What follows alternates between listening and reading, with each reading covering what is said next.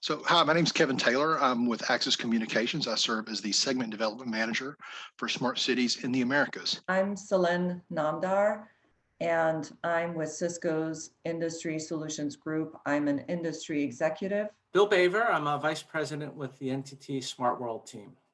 I'm Aseem Joshi. I'm the Smart Cities General Manager for Honeywell. My name is Miguel Antunes, and I lead in Deloitte our global smart cities, smart nation, and local government practices.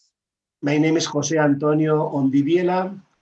I'm working for Microsoft as a Western Europe public sector industry executive dedicated to smart cities. My role consists of connecting our cities and regions here in Western Europe with the right tools from Microsoft and our partners. So Hatch in the UK works with municipal authorities and economic partnerships up and down the country in cities, urban areas and rural areas. We provide a range of economic consulting, research, advisory services to help those places develop strategy for long-term economic growth, to develop business cases, to secure investment to back up those plans. And we provide research analysis advice on the effectiveness of those interventions. My name is Vries. I work for Bentley Systems and I'm the Senior Director for Business Development for our Digital Cities group.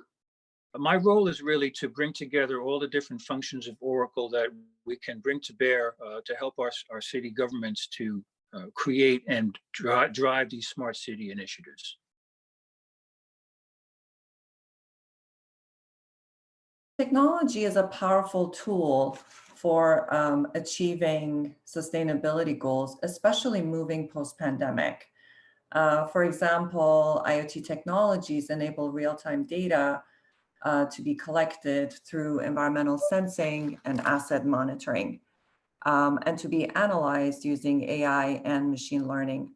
This allows city leaders to derive key insights for operating and maintaining facilities more efficiently. The whole idea behind smart cities is to make cities more livable, livability, workability, sustainability. So those are all areas that cities are focusing on with smart cities technologies. Digital engagement and digital infrastructure is also crucial. So really, wherever you look in terms of cities, there's technology being deployed to improve. One consistent theme that the adaptions of life during a pandemic is the value of data. Advancements in edge processing, sensor technology, and platforms that represent data as digestible information they're really helping to progress important initiatives that improve livability in our communities in a sustainable manner. Because of the pandemic, many areas of the economy are changing. Everything related to social connection, hospitality, travel, culture are very much impacted. Also, the food chains and the local commerce, that's something very, very damaged because of the pandemic. And technology is helping the governments and the authorities to reinforce the investment, then to first know what's the situation and then apply the needed recovery actions. I think cities, once they have their roadmap planned, they can then they know what they need out of their smart city initiatives. That's when they can innovate with all stakeholders, city, of course, the city administration, but also citizens, various businesses and industry to figure out how best the SDGs could be met while keeping in mind the unique needs of that city and that population. But I think that we're beginning to see a shift and more focus, certainly in the UK and in Europe, on questions of inclusion, diversity, equity. Is everyone getting a fair share?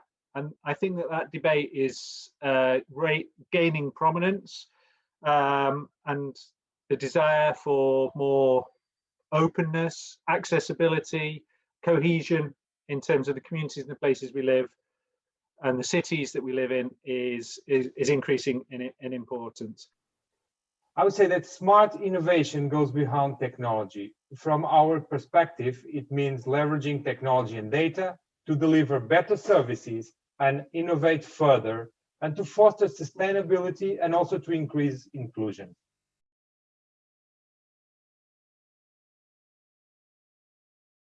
Cities that had smart city deployments and that were integrated across silos were able to respond faster and better to the challenges posed by the pandemic. It's truly a case study in responding to unforeseen circumstances.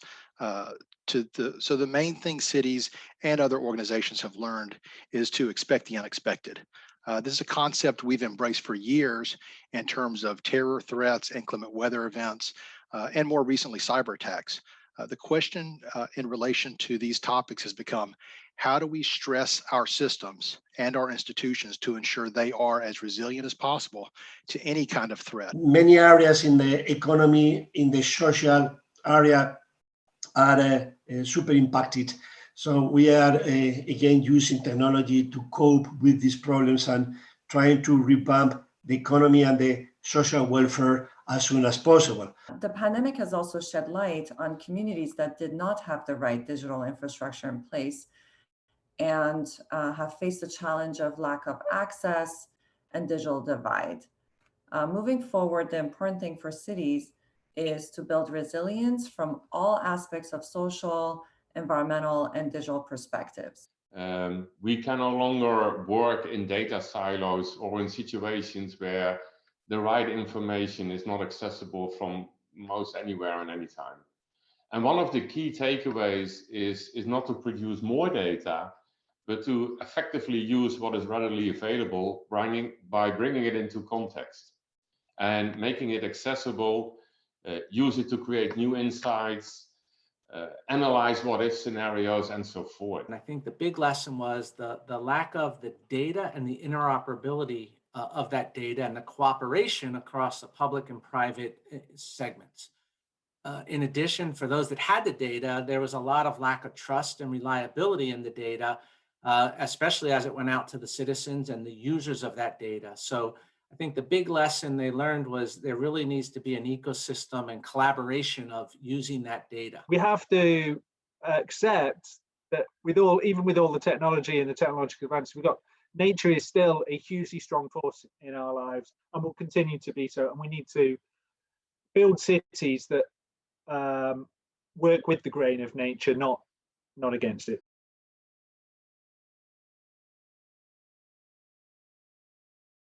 Cities is where all the challenges are coming together. Of course, 70% of the population will be living in cities. We all know these. Cities represent 80% of global GDP. Cities account to 80% of energy consumption and 75% of carbon emissions. Half of the waste is produced in cities.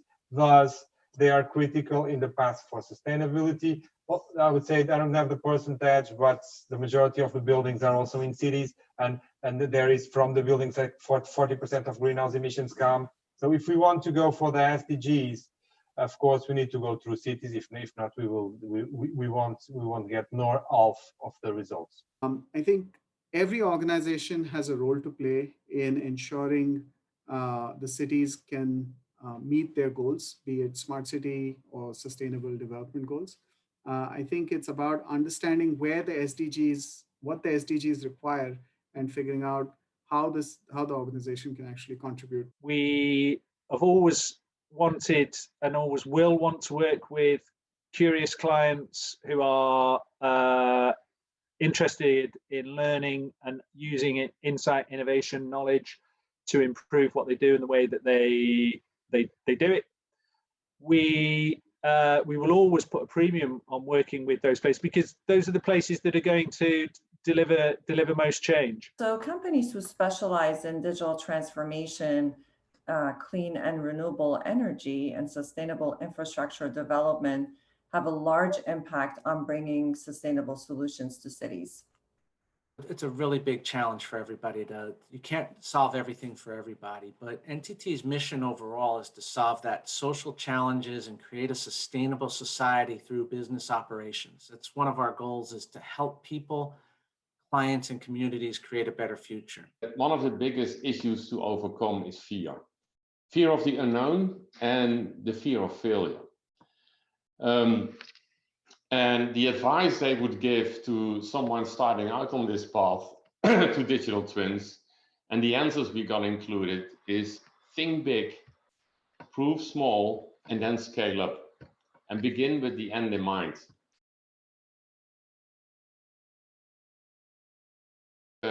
We see successful innovation happen when collaboration happens.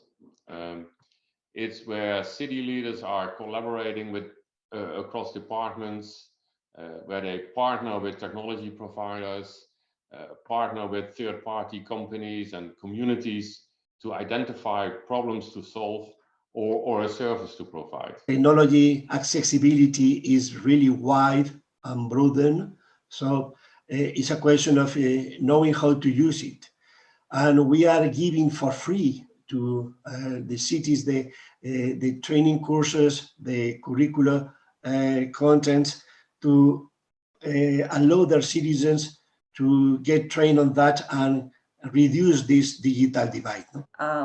So access to broadband connectivity is no longer a nice to have, but a must have for building an inclusive future for all. One of the ways where cities are trying to cover the digital divide is by providing more hotspots. When COVID first broke out, we saw a lot of cities like New York where they were providing mobile hotspots so that communities could access the internet and students could actually get to their classwork over the internet. We really need to take seriously the role of equity in terms of people's digital know-how to make sure that the children coming out of schools today all have the basic level of knowledge and know-how and competence in order to not stop there, but to go on to the next level and have the confidence to go on to the next level and the next level. And that we have the opportunity here to break down some of the traditional inequalities if we can take a generation of children and infuse them with the skills and the know-how that they need to succeed in that digital economy. So I would say the challenge in terms of the divide isn't an infrastructure one primarily. There is an infrastructure challenge, but the equity one is more to do with kit and skills. I would say promoting in-person gathering is not an easy task, but technology solutions can, however, provide viable alternatives, of course, for citizen engagement. I was just participating in a workshop in a city here in Portugal last week, and of course it was a 50 people workshop with all the ecosystem players, and of course we were doing through technology because it was not possible to do it in present. So I would say technology is a no-brainer as it is relevant for engaging, I would say. And of course, cities must foster the use of online real-time meetings and crowdsourcing platforms to secure citizen inputs, I would say, to have a good effect.